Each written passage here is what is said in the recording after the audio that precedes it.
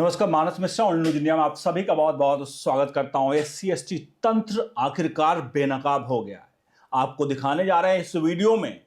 और क्या chief justice of India इस पर भी स्वतः संज्ञान लेंगे, कोई बड़ा एक्शन लेंगे? क्योंकि ये जो आंकड़े हैं ये UGC से भी घातक हैं। आज जो सवर्ण समुदाय के लोग जिनके घर दो वक्त की रोटी नहीं है, उनके जो पुरुष हैं, अगर गांव में देखा जाए तो वो शहरों में जाकर 10-12 हजार रुपए की किस तरह से कमाई करते हैं और बच्चों को शिक्षा नहीं मिल रही है, वहीं ये रिपोर्ट बताएगी कि हमारी सरकारें क्या कर रही हैं। आंख मूंद कर बैठी हुई हैं, हमारी सरकारें आंख मूंद कर बैठी हुई हैं, क्योंकि ये आंकड़े बोलेंगे, अब हम नहीं बोलेंगे। UGC अधिनियम तो सिर्फ एक छोटा सा उसका एक हिस्सा था।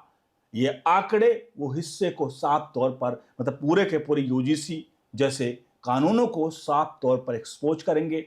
और सवर्ण के लिए क्या कर रही हैं सरकारें आंख बंद करके, ये भी आपके सामने आएगा, क्योंकि हम दिखाएंगे GDP में क्या खेल चल रहा है। GDP में एजुकेशन को लेकर, शिक्षा को लेकर, जहां राइट टू एजुकेशन की बात की जाती है, वो सब कुछ आपके सामने आएगा।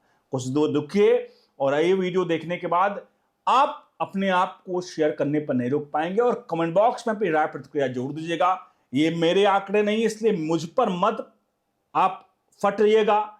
मेरे नाम से कई लोग, जब मैं खबरें कर रहा हूं तो मैं देख रहा हूं कई लोग कमेंट बॉक्स में आकर मेरे नाम, मेरे सरनेम से ये एनालिसिस करने का प्रयास करते हैं कि मैं किस लिए इस खबरों को प्रस्तुत कर रहा हूं।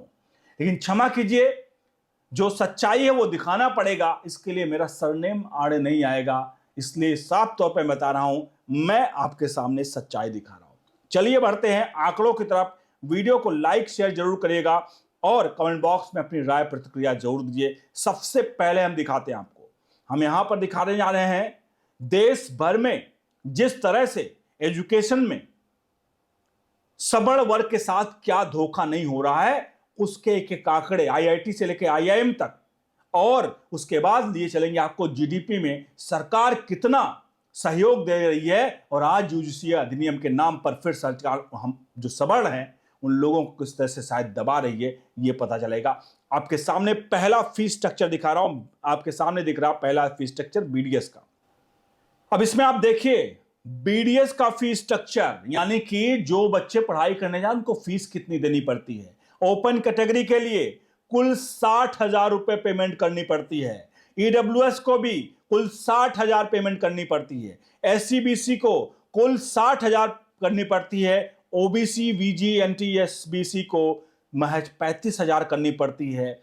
SC/ST को 5 से 10,000 रुपए करनी पड़ती है।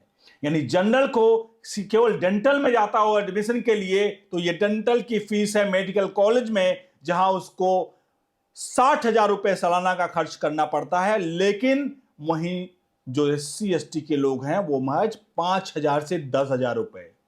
ट्यूशन फीस शून्य है, ट्यूशन फीस शून्य है, जो जनरल के वर्ग के लोग 52,000 रुपए दे रहे हैं।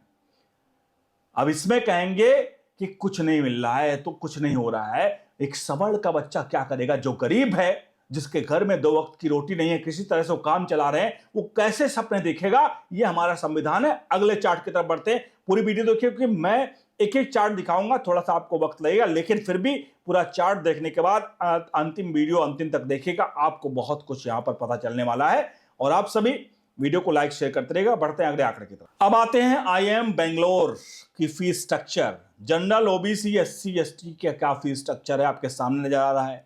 कंप्लीट फी, स्कॉलरशिप टेबल, सब कुछ इसमें है। यानी कि जो 2 साल की वो होता है MBA होता है, 2 साल MBA का कितना फीस होता है। जनरल कैटेगरी को टोटल MBA की फीस जो होती है 26 लाख रुपए होती है। स्कॉलरशिप कितना मिलता है? शून्य, यानी कि उनको फाइनल पे करना पड़ता है 26 लाख रुपए 2 साल के लिए। समझिए, 26 लाख रुपए। OBC का 26 लाख रुपए फीस है, 1,75,000 रुपए स्कॉलरशिप है, लगभग 24,25,000 रुपए पे करना पड़ता है OBC को। और SC को 26 लाख रुपए फीस है, फुल ट्यूशन वेवर जो है, कि ट्यूशन फीस फुल माफ है। 0 से 2 लाख रुपए बताया जा रहा, वो भी थोड़ा बहुत मिसलेनियस खर्चा है, खाने पीने थोड़ा बहुत लग जाए तो लग जाए, नहीं तो वो शून्य के आसपास ही है। एसटी का भी यही है, 26 लाख रुपए ट्यूशन फीस है, फुल ट्यूशन फीस वेवर है, 0 से 2 लाख रुपए नहीं, लगभग शून्य। अब सोचिए, एक गरीब सबड़ का बच्चा जिसके पास 2 वक्त की रोटी नहीं है, कहां से लाएगा 26 लाख रुपया? भैया कहां से लेकर आएगा 26 लाख रुपया? और हमारे देश में सरकारें जाति को लेकर के, राहुल गांधी जैसे लोग जाति जाति चिल्ला रहे हैं, कह रहे हैं जात के आधारित बनेंगे। सोचिए, जाति आधारित बनेंगे, क्या होगा उन गरीबों का? अरे खुलकर सामने आओ ना राहुल गांधी, जाति जाति चिल्लाता है, खासा खुलकर सामने आ जा भाई, बोल दे। अगर किसी से उसकी जाति पूछ लिया जाए, संसद में नाम नहीं लूंगा, तो फिर बिलबिला जाते हैं। कई लोग हमारे यहां यूपी वाले बेकाद हैं, जात पूछी गई एलओपी की, लेकिन यूपी वाले बौखला गए, कहें उनसे जात क्यों पूछ ली भाई, उनकी जात क्यों पूछ ली? अब आगे बढ़ते हैं। ये मैं इसलिए जात की बात नहीं कर रहा हूं, मेरा ये मकसद है, मुझे एससी एसटी या किसी को भी जाति के नाम पर अगर फीस नहीं ली जा रही है, वो गलत नहीं है, लेकिन इस फीस की भरपाई कौन कर रहा होगा? एक जनरल कैटेगरी अगर 26 लाख फीस दे रहा है और एक एसटी एससी का फीस शून्य है, तो 26 लाख रुपया जो जनरल कैटेगरी दे रहा है, वो एससी एसटी वालों के लिए भी पे कर रहा है। क्योंकि जब कॉलेज को एक अपना पूरे इंफ्रास्ट्रक्चर का कैलकुलेशन करता है और फीस लेता है, तो पूरे इंफ्रास्ट्रक्चर का कैलकुलेट करता है कि एक क्लास में 30 छात्र हैं, तो उन 30 छात्रों को बराबर बांटेगा जब खर्चे की बात आएगी। और जब बराबर में बांटेगा, कहेगा भैया इसमें खर्चा इतना आ रहा, लेकिन बाद में होगा कि भाई इतने एससी एसटी के हैं, इतने इसके हैं, तो अचानक से पूरा एससी एसटी वाला वो कैलकुलेशन शून्य करके जनरल में ले जाके जोड़ देगा। यानी कि आप अपना सिर्फ फीस नहीं भर रहे हो, आप फीस किसका भर रहे हो? नीचे वालों का भी।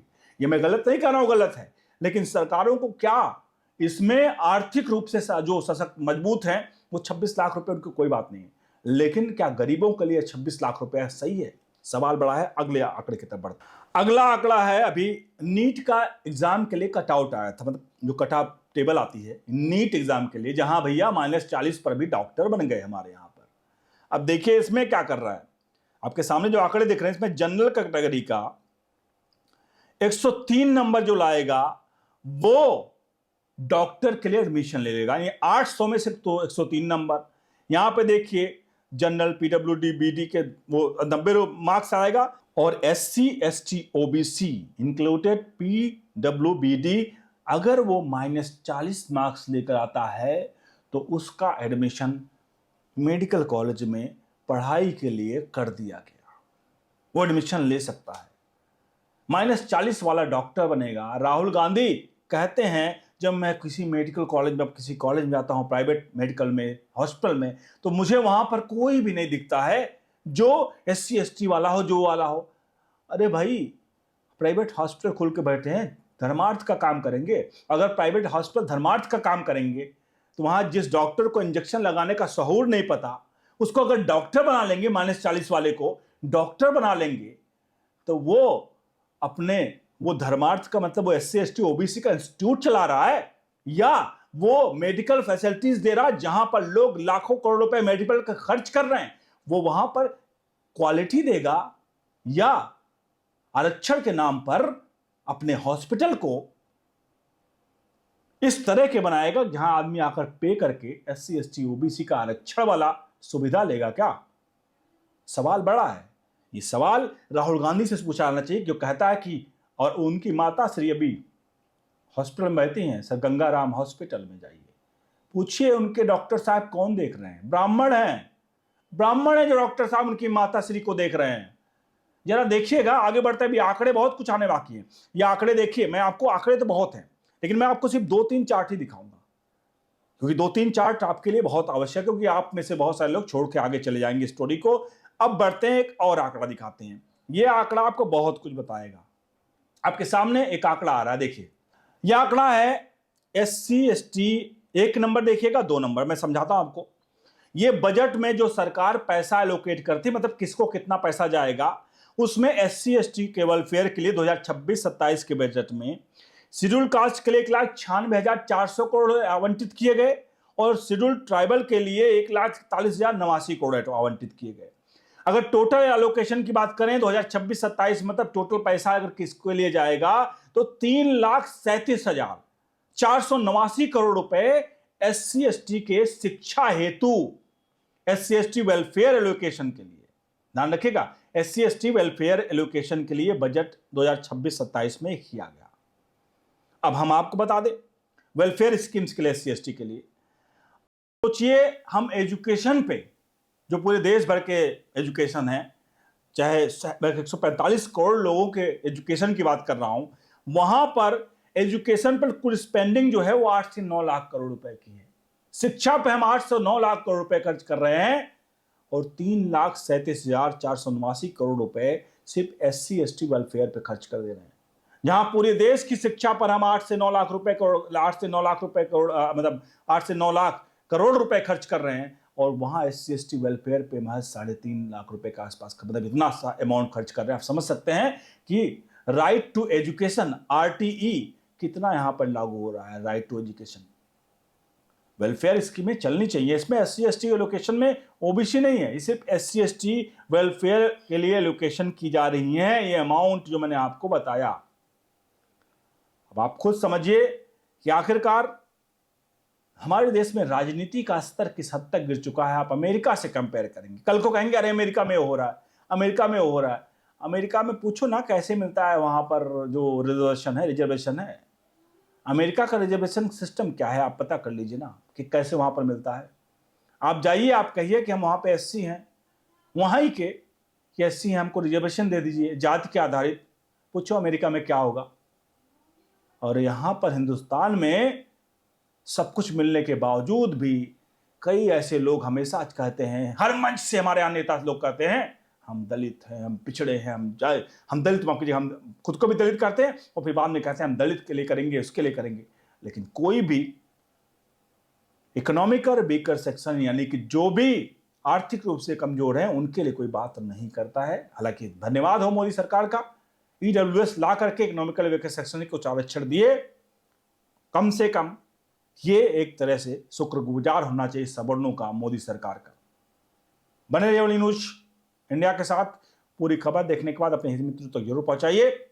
बने रहिए ओनली न्यूज इंडिया के साथ। बहुत बहुत धन्यवाद।